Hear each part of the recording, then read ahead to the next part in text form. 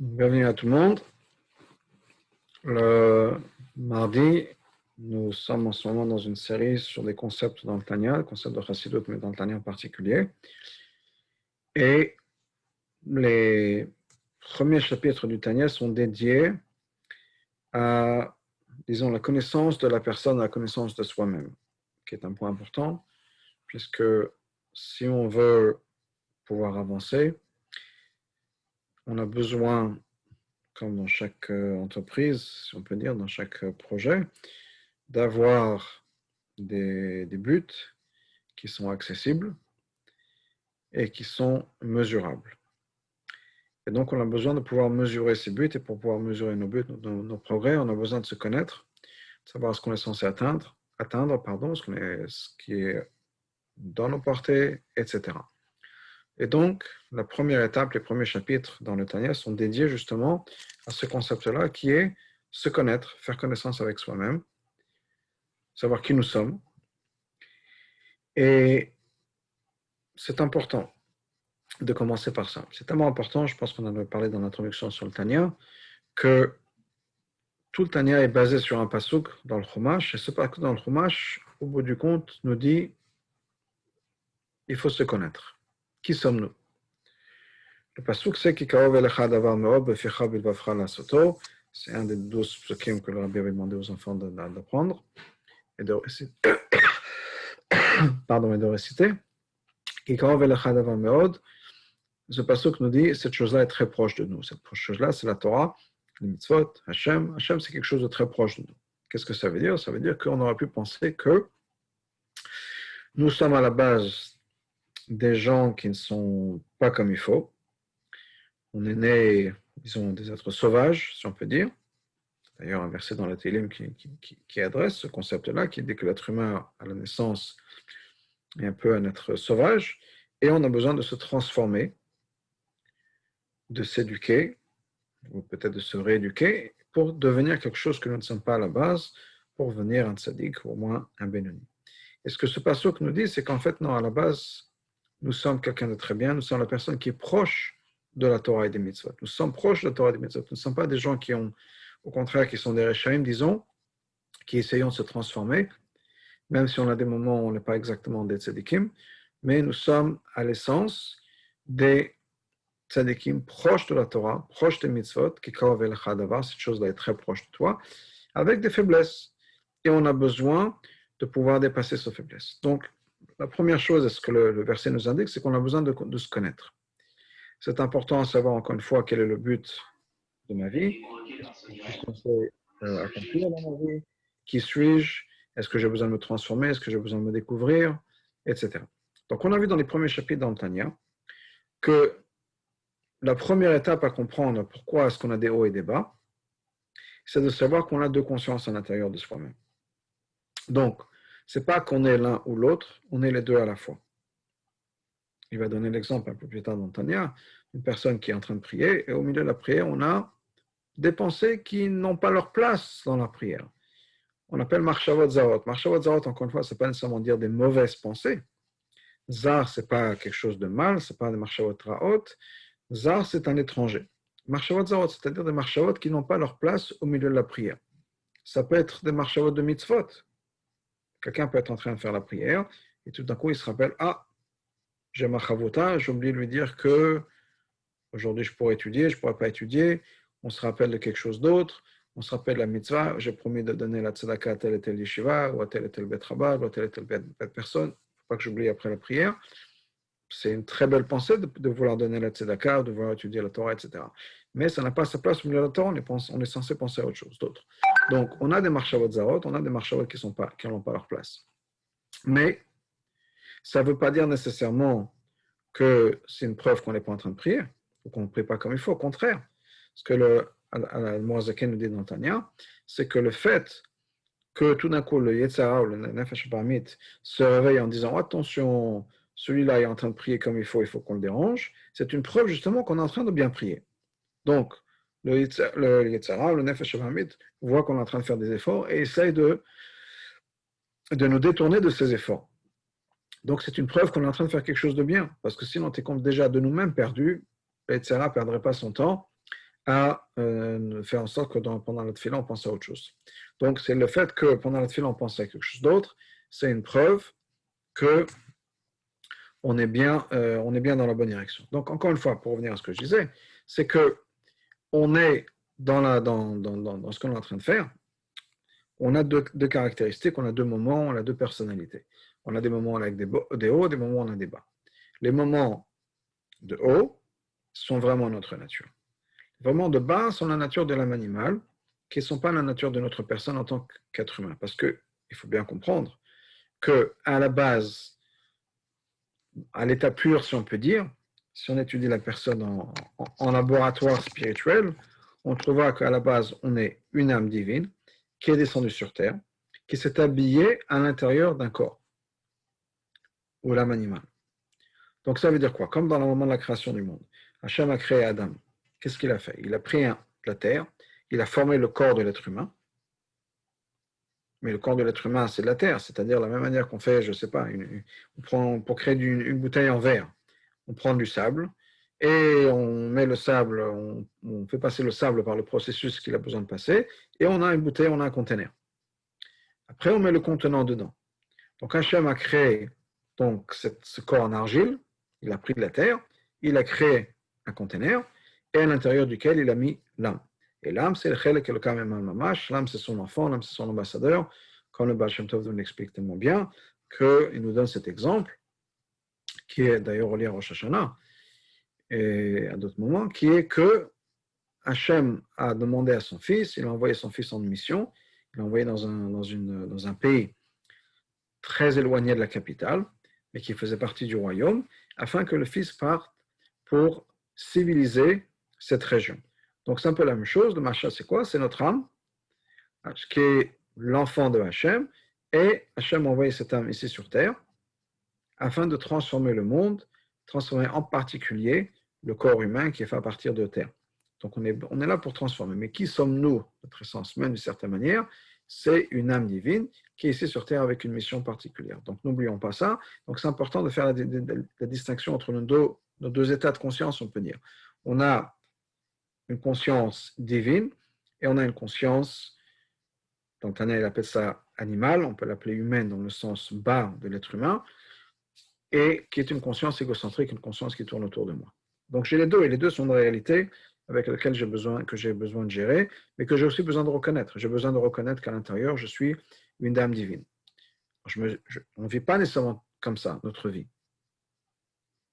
On s'associe très souvent, peut-être trop souvent, à notre corps. Par exemple, nos corps ont des besoins. Souvent dans notre tête, souvent, je suis gentil, mais je pense que c'est presque tout le temps à parler de tzadikim, on s'associe avec notre corps. Par exemple, notre corps a faim, on traduit ça, j'ai faim. Notre corps est fatigué, on traduit ça, je suis fatigué. Donc, on est vraiment associé, si on peut dire, avec notre corps. Pour les tzadikim, je reviens à Tania, il donne l'exemple de Hillel qui allait manger, Hillel qui allait prendre un bain, disait, je vais rendre service à une pauvre personne qui est déjectée, rejetée, ça c'est mon corps.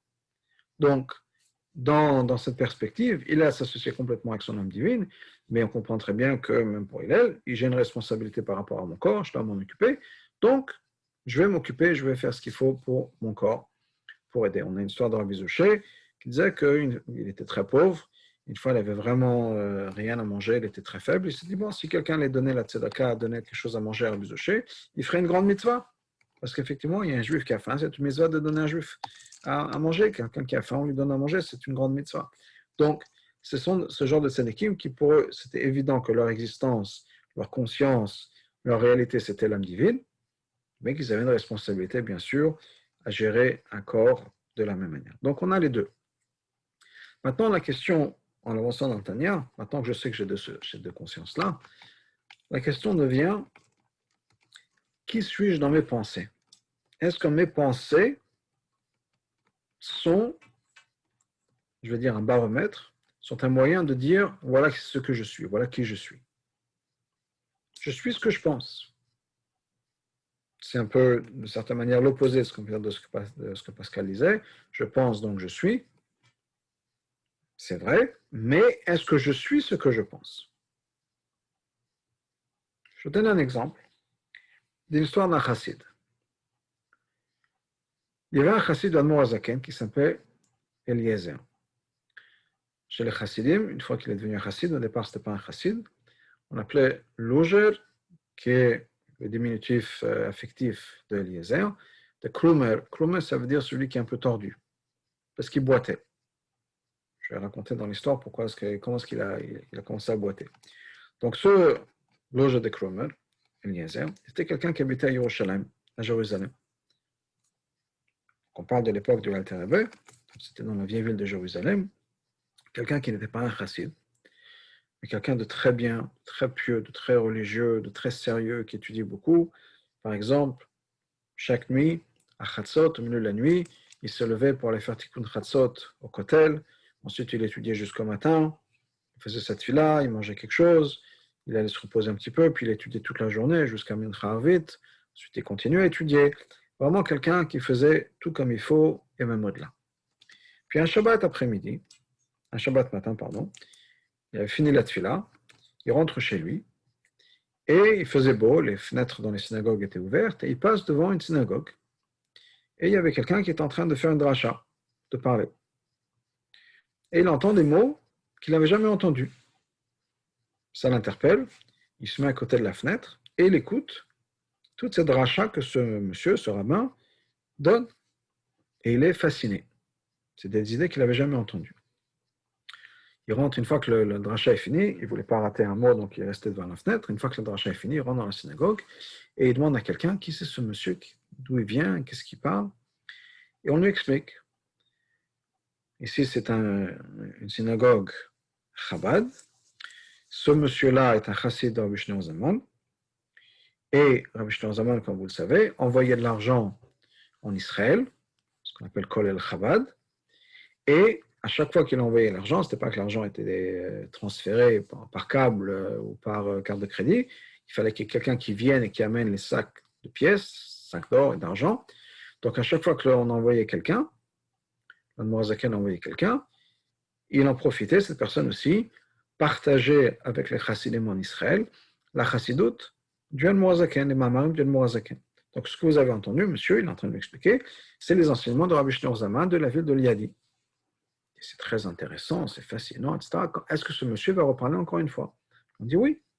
Cet après-midi, à la synagogue, Souda Shlishit, après Mincha, il va parler. Ok? Ce loser revient pour Souda Shlishit, il est fasciné. Il entend des choses qu'il n'avait jamais attendues avant. Vraiment, il est épaté. Très bien. Donc, une fois que c'est fini, ils ont pris vite, ils demandent à quelqu'un est-ce qu'il va reparler ce soir, quelque part. Il dit oui, ce soir, on a Mlavé Malka, chez un tel et un tel. Il va être là-bas aussi. OK? Et ce monsieur, Loja, arrive au Mlav Malka, il écoute ce que la personne a à dire, la chassidoute de Mozaken, il est captivé. Il a passé toute la nuit à parler avec ce Shaliach du Mozaken, qui lui a parlé de la chassidoute, qui lui a expliqué les fondements de la chassidoute, etc., etc. Tant et si bien que dimanche matin, il fait sa valise et il part chez l'Alter Rebbe. Dans le voyage, bien sûr pas un voyage facile à l'époque, il a glissé sur un bateau. En montant dans un bateau, il a glissé, il s'est tombé, il s'est fait mal à la hanche et depuis il boitait. D'où le nom qu'on lui a donné de Krummel, le tordu, si on peut dire un peu, de manière affective, parce que il boitait, donc il marchait un peu tordu. En tout cas, donc ce jour de Krummel arrive chez l'Alter Rebbe, chez l'Admorazaken, il devient un chassid du Admorazaken, il reste là-bas et très dévoué.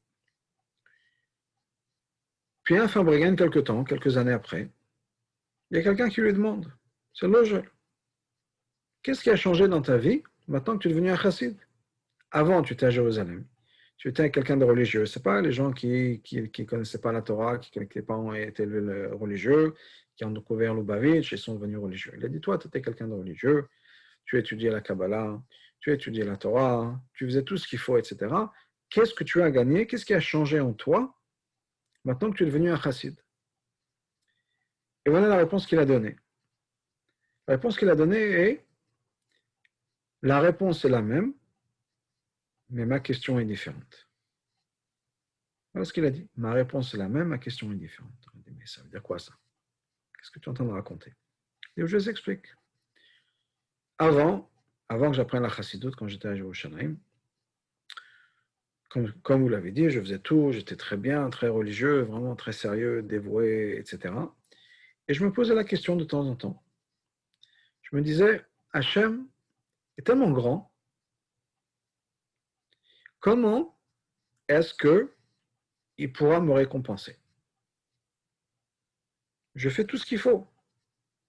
Comment est-ce que Hachem pourra me récompenser pour tout ce que je fais? C'était ma question.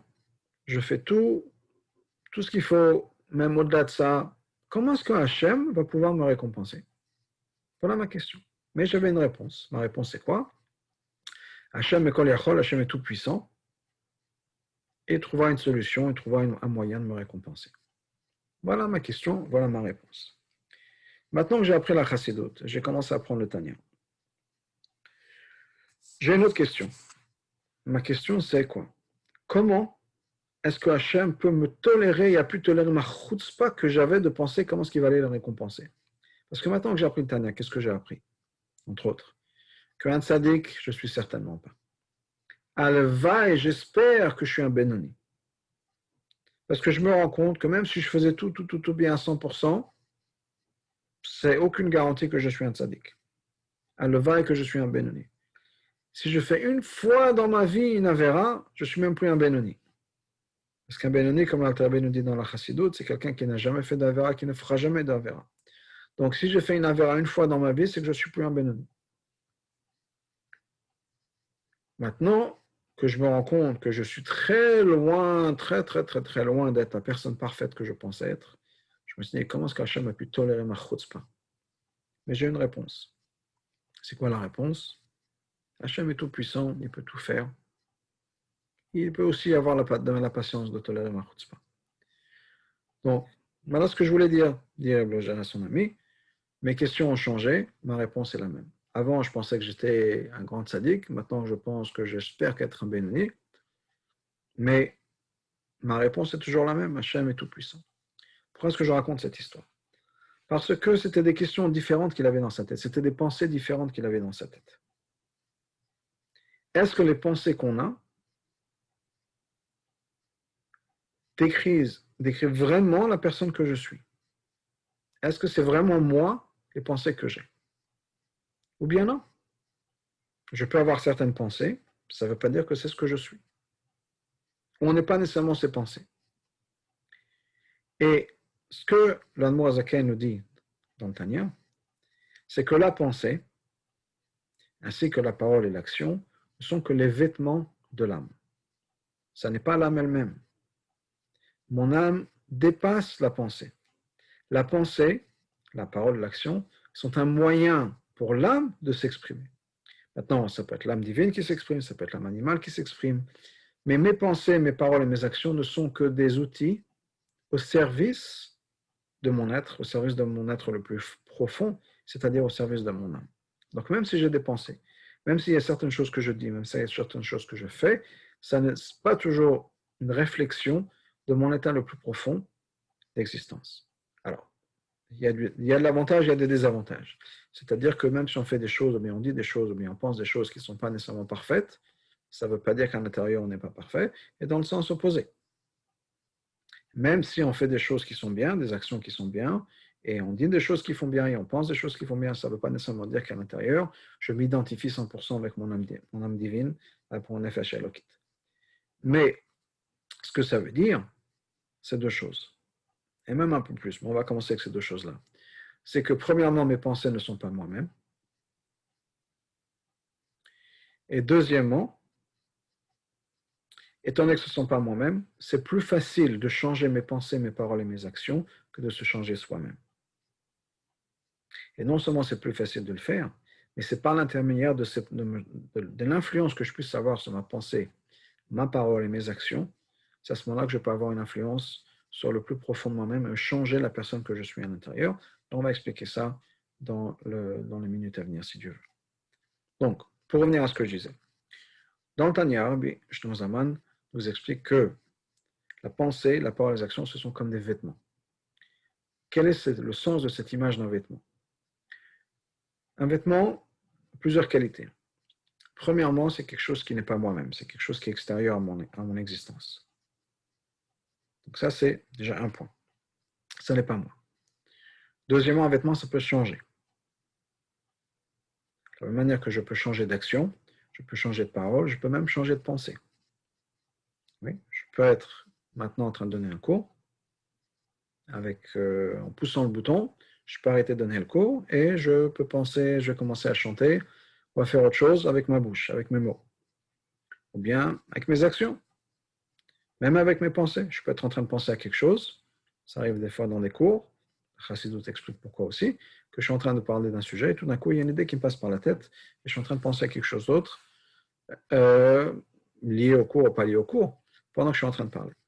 Parce qu'on peut changer ça comme des vêtements, on peut changer sa chemise, on peut changer ses vêtements, on peut faire une chose et on passe à autre chose après, il n'y a pas de souci, on peut les mettre, on peut les enlever, les options sont là. Donc la même chose au niveau de la pensée, parole et action, je peux faire certaines choses et les changer quand je veux.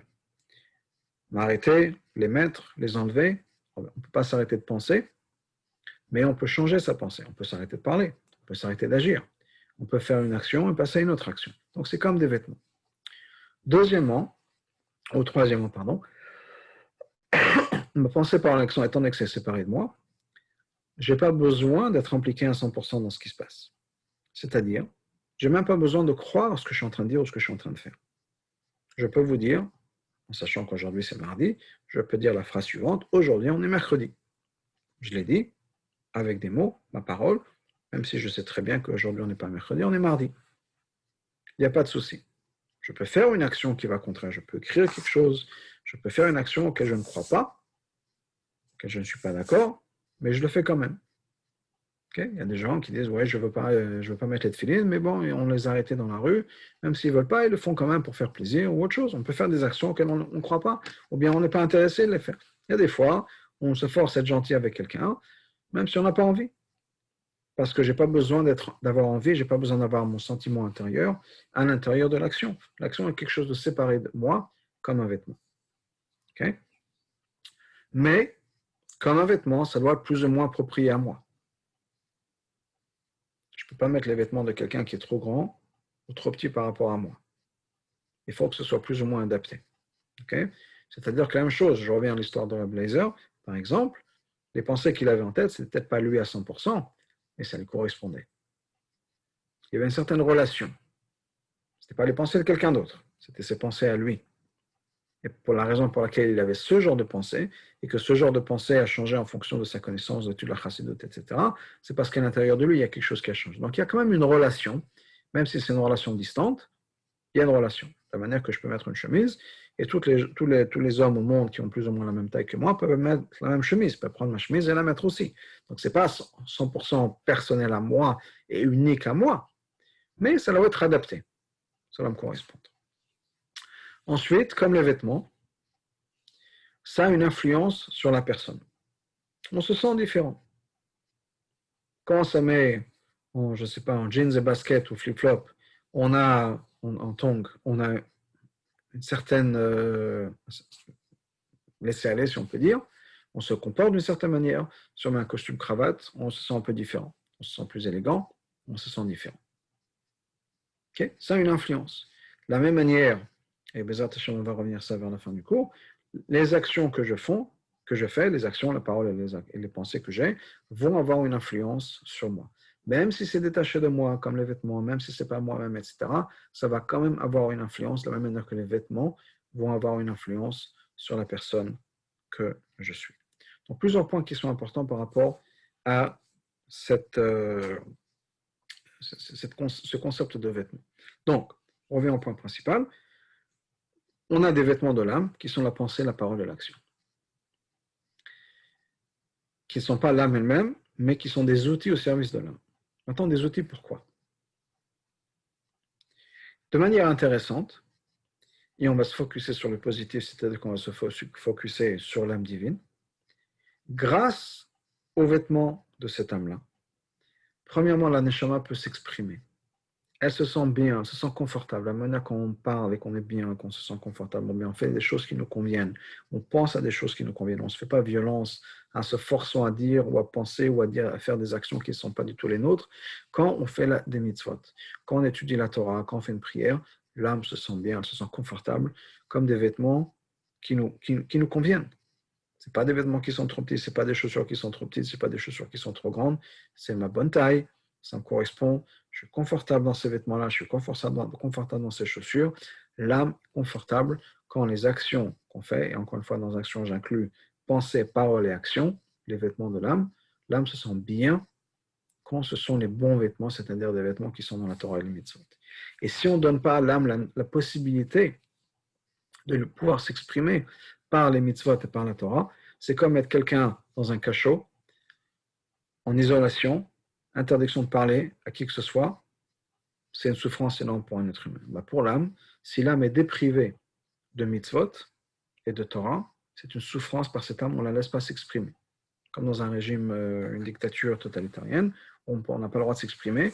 Pour l'âme, que l'âme ne puisse pas faire de Torah et de mitzvot, ça fait partie de cette souffrance qui est la souffrance de l'être humain qu'on ne peut pas s'exprimer. L'âme a besoin de pouvoir s'exprimer, l'âme a besoin de parler.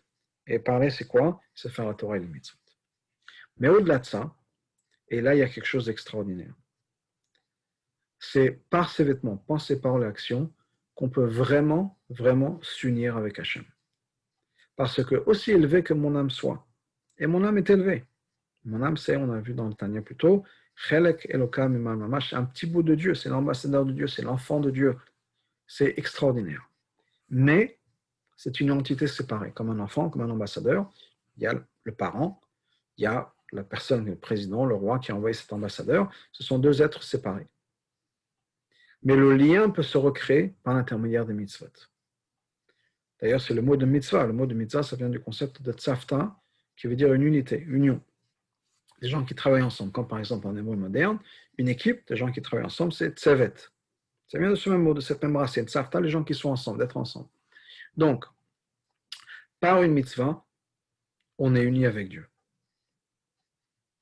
Ce n'est pas un concept unique, ça ne doit être certainement pas la première fois que vous entendez ce concept-là. Quand on fait une mitzvah, on est uni avec Dieu.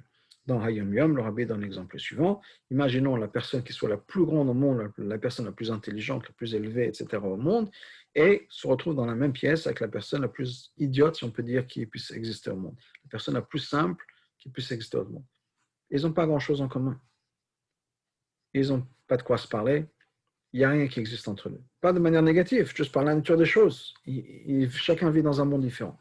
Mais imaginons que ce grand savant, ce grand intellectuel, demande à cette personne simple, est-ce que, s'il vous plaît, monsieur, ça ne vous dérangerait pas de m'amener un verre d'eau, ou de me faire un café, de fermer la fenêtre, il fait froid. Quelle que soit la chose qu'il lui demande.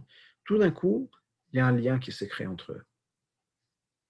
Et chacun devient important aux yeux de l'autre.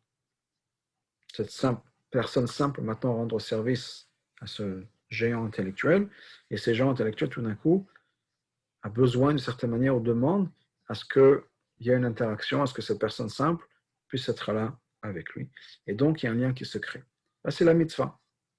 Ce géant spirituel, c'est bien sûr Hachem, la petite personne, c'est nous, mais quand Dieu nous demande de faire quelque chose pour lui, ça peut être lui amener un verre d'eau, lui faire un café, fermer la fenêtre parce qu'il fait froid, quelle que soit la mitzvah que Dieu nous ait demandé, quand on le fait, tout d'un coup, il y a un lien qui se crée. Il y a un lien entre nous. Et ça, c'est la mitzvah. Grâce à la mitzvah, on a ce lien qui se fait entre Hachem et nous. Quelque chose d'extraordinaire. Parce que sans ça, comment est-ce que Hachem, l'infini, le plus fort, le plus puissant, comment est-ce que nous aurions accès à l'infini? C'est impossible. Pour reprendre l'exemple de Rabbi Akiva, on ne peut même pas regarder le soleil.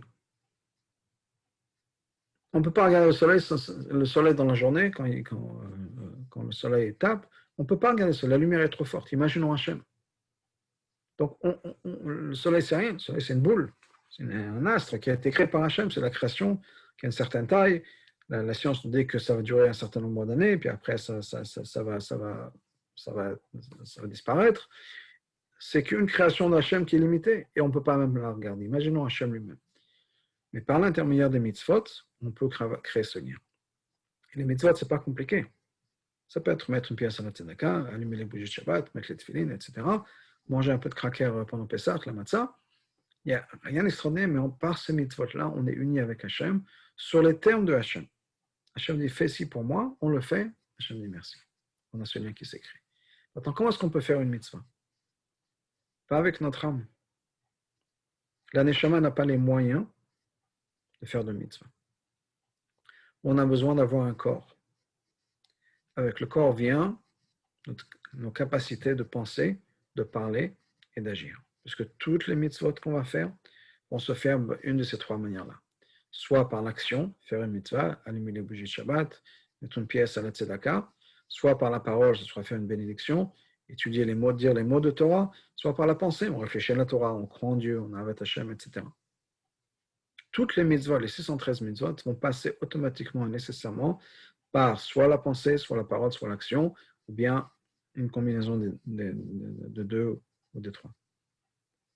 C'est-à-dire que par notre corps, par nos actions, pensée, parole et action, on est capable de s'unir à Dieu de manière extraordinaire.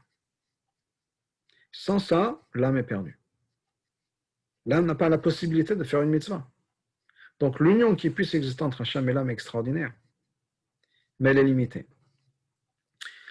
Quand on fait une mitzvah, on devient comme Dieu.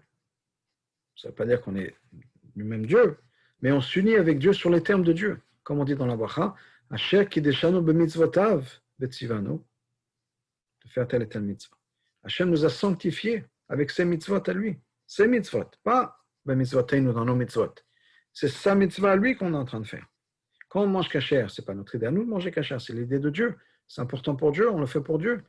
Donc, c'est mitzvotav, c'est sa mitzvah à lui. Quand on met une pièce à la tzedaka, ce n'est pas grand-chose. On met quelques centimes à la tzedaka. Et c'est mitzvotav. C'est la mitzvah de Dieu qui est infinie.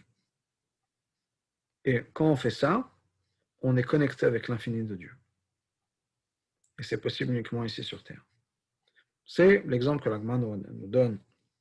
L'Agma au Sanhedrin nous dit qu'il y avait un roi qui avait une fois un jardin extraordinaire avec des fruits les plus délicieux possibles. Et il voulait avoir des gardes pour que personne ne touche à ses fruits, mais il avait peur que même les gardes eux-mêmes prennent des fruits. Donc, qu'est-ce qu'il a eu l'idée? Il a eu l'idée suivante. Il s'est dit, je vais prendre un garde qui est aveugle et un garde qui n'a pas de jambes. Comme ça, l'aveugle ne sera pas tenté, parce qu'il ne va pas voir, et celui qui n'a pas de jambes ne pourra pas se déplacer. Donc, même si lui, il est tenté, il n'aura pas la possibilité d'aller prendre des fruits. Donc, c'est ce qu'il a fait. Il a mis ces deux gardes dans son champ, dans le jardin avec les fruits, et ils ont commencé à travailler. Mais ils n'étaient pas bêtes. Et celui qui avait des yeux pour vous regarder, bien sûr, l'autre qui est aveugle ne pouvait pas voir, il a dit à son ami, regarde, il y a tel et tel fruit, ce serait bien qu'on puisse en profiter. Voilà ce qu'on va faire. Tu vas me porter sur tes épaules, parce que toi, tu as des jambes, mais tu ne peux pas voir, et moi, je vais te dire où aller, je vais te guider, et ensemble, on va prendre des fruits. Et si on voit qu'il y a des fruits qui manquent, on va nous accuser, on va dire, bah, ça ne peut pas être moi. Parce que l'aveugle dit, moi, je n'ai rien vu, je ne peux pas voir les fruits, je ne peux pas être tenté. Et l'autre qui va dire, moi, je n'ai pas de jambes. Donc, comment est-ce que je pourrais aller prendre des fruits? Voilà ce qui s'est passé. C'est-à-dire que,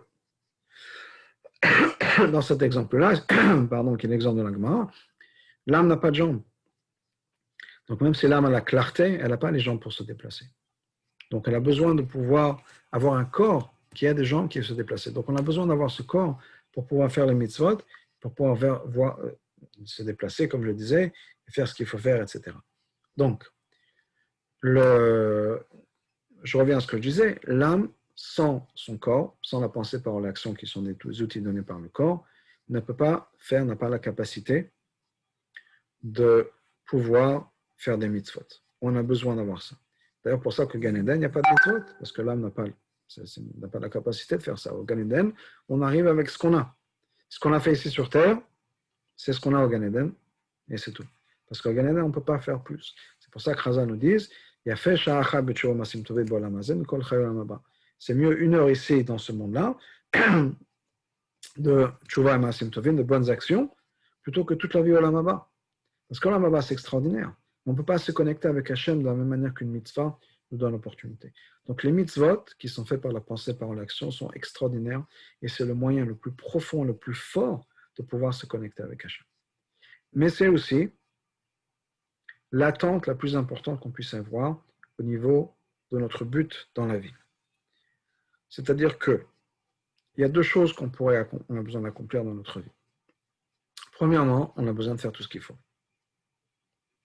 Deuxièmement, on a besoin de se transformer à l'intérieur, de devenir une meilleure personne, de devenir plus mature, de devenir plus proche de Hachem, etc.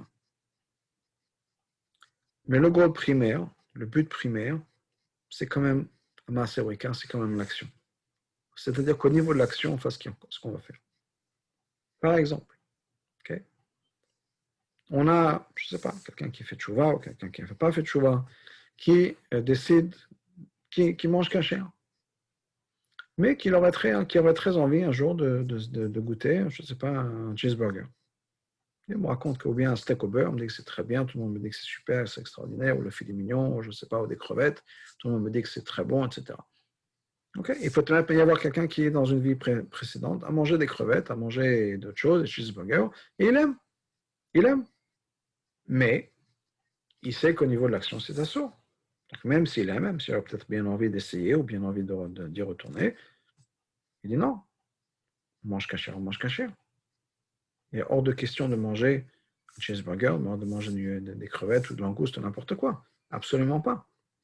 Ça ne veut pas dire qu'à l'intérieur, dans ses goûts, il a changé peut-être. Peut-être que oui, peut-être que non. Mais ce qui est important, ce n'est pas d'aimer ou de ne pas aimer, ce qui est important, c'est de ne pas manger. C'est là où il y a la mitzvah.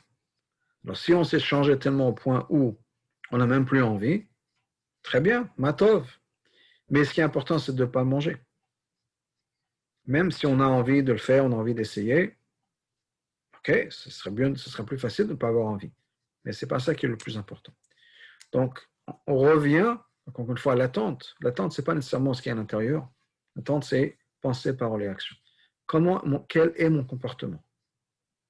Et c'est ça qui est la chose la plus importante. Amasé Weka, mon comportement est la chose la plus importante. Au bout du compte, c'est pas grave si on est un hypocrite, c'est pas grave si on fait des choses auxquelles on ne croit pas à 100%, mais sûr qu'il faut y croire, mais sûr que c'est bien de se changer. Par exemple, quelqu'un d'autre, je peux prendre un autre exemple, la musique. Okay? Quelqu'un qui aime bien écouter, je ne sais pas, la musique pas juive, il aime bien la musique classique, il aime bien le jazz, il aime bien le rock'n'roll, je ne sais pas, le disco, autre chose. Dis-moi, mais je ne le fais pas. Ma HPA me dit que ce n'est pas bien, il ne faut pas, je ne le fais pas. Ça ne veut pas dire que j'aime plus, je l'aime, et j'aurais bien voulu le faire. Mais on m'a dit qu'il ne faut pas le faire, je ne le fais pas. C'est ça qui est le plus important. Revenir chez le... On raconte qu'une fois, quelqu'un est venu voir le Tzemar Tzedek, il a dit, Rabbi, j'ai un problème. Le Tzemar Tzedek, le troisième Rabbi Lubavitch, lui a dit, ok, quel est ton problème? Il a dit, voilà, j'ai pas envie d'étudier la Torah, j'aime pas étudier. Je me force, mais j'aime pas étudier. Le Rabbi, le Tzemar Tzedek, lui répond, ça c'est un problème. Moi, j'ai un problème. J'aime étudier la Torah. C'est-à-dire qu'à chaque fois que j'étudie la Torah, je me fais plaisir. Est-ce que c'est une belle mitzvah, ça? Alors que toi, à chaque fois que tu étudies la Torah, tu te fais mamash le Shem Shemaim parce que tu n'as aucune envie, tu aimerais bien faire autre chose, regarder un film ou je ne sais pas quoi, aller jouer au foot, et tu étudies la Torah, c'est extraordinaire. Tu étudies la Torah pour Hachem. Alors que moi, j'étudie la Torah parce que j'aime étudier la Torah. Certainement, c'est Marcel qui a étudié la Torah Shem Shemaim aussi. Mais c'est vrai que c'est plus compliqué quand on aime étudier la Torah de faire la Shem Shemaim que quand on n'aime pas et qu'on se force à le faire. Donc, ce qui est important, c'est la pensée, la parole et l'action. Le jour viendra, peut-être que oui, peut-être que non, on va se transformer. Certainement, on se transforme au fur et à mesure de nos... Quand on est en contrôle de nos pensées, nos paroles, nos actions, au fur et à mesure, on change. Et ça, c'est l'autre point qu'on avait mentionné dans les vêtements, c'est que par l'intermédiaire des vêtements, on se transforme. De la même manière que quand on met un beau costume, on se sent élégant, on se comporte différemment. Au fur et à mesure des vêtements, si on a des vêtements qui sont élégants, on a des belles mitzvot, élégantes, on a des belles pensées élégantes, des belles paroles qui sortent de notre bouche, des belles actions qui sortent de notre bouche, petit à petit, on va se transformer. On va se changer. On va devenir une meilleure personne. Et on ne peut peut-être pas se changer de manière directe, au sens où je reviens à tous les exemples que j'ai donnés, la personne qui aime pas la musique, qui aime la musique non juive, la personne qui aime la nourriture pas cachée ou qui n'aime pas étudier la Torah. C'est très difficile de se changer. C'est très compliqué de s'asseoir de réfléchir, de méditer, je ne sais pas quoi ce qu'on pourrait faire, en disant, OK, à partir d'aujourd'hui, je n'aime plus le cheeseburger. À partir d'aujourd'hui, je n'aime plus le jazz. Ce n'est pas si facile que ça. Je dirais presque, en tout cas dans mon expérience, que c'est quasiment impossible. De se forcer à se transformer, à changer les choses qu'on aime, qu'on n'aime pas, je ne vois pas comment on pourrait le faire juste comme ça, en s'attaquant de manière frontale, je dirais. Par contre, quand on change de contexte, on change d'environnement, on fait plus de mitzvot, on fait plus attention à ce qui sort de notre bouche, bien sûr à ce qui rentre aussi, mais à ce qui sort de notre bouche, les dibours. On fait attention à nos pensées. Quand on a une pensée pas exactement cachère qui lui vient dans la tête, on la met de côté. Petit à petit, on va changer, on va se transformer. Et là, effectivement, quand on change de contexte, quand on change son comportement, de la même manière que quand on change ses vêtements, au fur et à mesure, ça va déteindre, si on peut dire, sur la personne, ça va avoir une influence sur la personne, et l'intérieur va se transformer. C'est vrai malheureusement de l'autre côté aussi, que si on ne fait pas attention à ses actions, si on ne fait pas attention à ce qu'on dit, on ne fait pas attention à ce qu'on pense, malheureusement, c'est l'âme animale qui va reprendre le dessus. Il y a peut-être des choses pas belles qui vont ressortir. Donc, on a besoin de faire attention à ces vêtements-là. C'est très précieux. Et pour revenir au machal de vêtements, ils peuvent devenir sales et on aura peut-être besoin de les laver. Donc, il faut faire attention à ça. Donc, et on va finir ça. S'il y a des questions, on va ouvrir aux questions. La pensée, la parole, l'action, ce sont des choses qui sont très importantes. Ce n'est pas nous, mais ça a une influence directe sur nous. Et non seulement ça a une influence directe sur nous, mais c'est ce que Hachem attend vraiment de nous au niveau de notre comportement. Attention à ce qu'on dit, attention à ce qu'on parle, attention à ce qu'on pense. Le rabbi disait, il a ramené le Rambam nous dit que dans le Chot Shuvah, qu'il faut toujours considérer le monde comme sur une balance exactement en équilibre. Les deux plateaux de la balance sont en équilibre. Et une action, une parole, même une pensée peut faire basculer cette balance et amener la Géoula et la Yeshua au monde, la délivrance au monde. Donc, tout a une importance. Donc, il faut faire attention à ça, respecter ça. Et c'est ce qu'on attend, si on peut dire, d'un Benoni. On m'a raconté qu'on a demandé une fois à Rav Nissan Emanov, le mashpia de grande réputation qui était à l'Yeshua de Brunois, comment est-ce qu'on peut avoir une madriga comme lui? On considérait qu'un Benoni d'Itania, c'était une personne qui était toujours en contrôle de ses pensées, paroles et actions. Et l'histoire telle qu'on la raconte, il dit que la personne qui lui a posé la question, Rav Nissan lui a répondu, dis-moi, est-ce que tu peux pendant une seconde ou deux ne pas faire de bêtises, pas faire de choses qu'il ne faut pas? Il dit, oui, bien sûr. Ok. Est-ce que tu peux pendant une seconde ou deux ne pas dire de bêtises, ne pas dire des choses qu'il ne faut pas? Il dit, oui, bien sûr. Il dit, très bien. Est-ce que tu peux pendant une seconde ou deux ne pas penser des choses auxquelles il ne faudrait pas penser? Il dit, oui, tout à fait faisable. Il dit, ben voilà, c'est tout. Si tu peux le faire pendant une seconde, pendant 2 secondes, c'est que tu peux le faire pour le reste de ta vie. La seule chose qu'il faut vouloir le répéter à chaque fois. Toutes les 2 secondes, il faut le refaire. Mais ce n'est pas quelque chose d'impossible. C'est quelque chose qui est absolument possible, tout à fait faisable, tout à fait possible. La seule chose, c'est qu'il faut avoir la volonté de vouloir continuer de le refaire, etc. Donc, on va finir avec ça, avec cette idée-là. C'est important, mais c'est dans notre contrôle. On peut absolument contrôler son comportement, même si des fois on se dit peut-être que je suis un hypocrite, que je ne suis pas sincère. Ok, on travaillera sur ça, un Farmangan éventuellement, Elul, Rosh Hashanah, Yom Kippour. Bon, très bien. Mais ça ne doit certainement pas nous empêcher de faire ce qu'il faut faire au niveau des actions, et on est tout à fait capable de le faire. Donc, ayons le courage de nos actions, ayons le courage de nos paroles, ayons le courage de nos pensées, prenons charge de tout ça, et on a besoin de le prendre. Et pour ça, il faut être dans le moment, si on peut dire. On raconte, je dis que je vais finir, mais je continue à finir, on raconte qu'il y avait un juif qui s'appelait le Yeshuvnik, qu'on appelait le Yeshuvnik. Alors, le Yeshuvnik, généralement, ça veut dire quelqu'un qui habite dans un village. Ce monsieur-là habitait dans une grande ville. Pourquoi est-ce qu'on l'appelait le Yeshuvnik? Parce qu'à chaque fois qu'on lui demandait quelque chose, on lui demandait de faire quelque chose, de dire quelque chose, il répondait toujours, ça veut dire en yiddish, il faut y réfléchir. Il répondait jamais sous son impulse.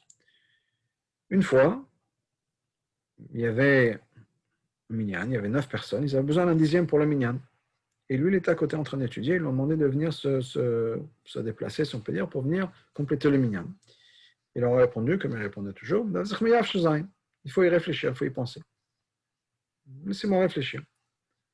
On dit, il ne faut pas exagérer quand même, mais venir faire le dixième pour un minyan, qu'est-ce qu'il faut réfléchir? C'est pas qu'il y a un avéra dedans. Il a dit non, ce n'est pas une question, il y a un avéra, il n'y a pas une avéra. Si le moment où je commence à réagir par impulse, par impulsion, j'ai perdu le contrôle de moi-même. Et je ne veux pas. Je veux rester toujours bien focalisé sur ce qu'il faut faire et je veux bien toujours rester dans cette habitude que j'ai de respecter et de penser, de me donner le temps de réfléchir. Jamais de réagir. D'agir, mais pas de réagir. Donc, prenons ce message en tête.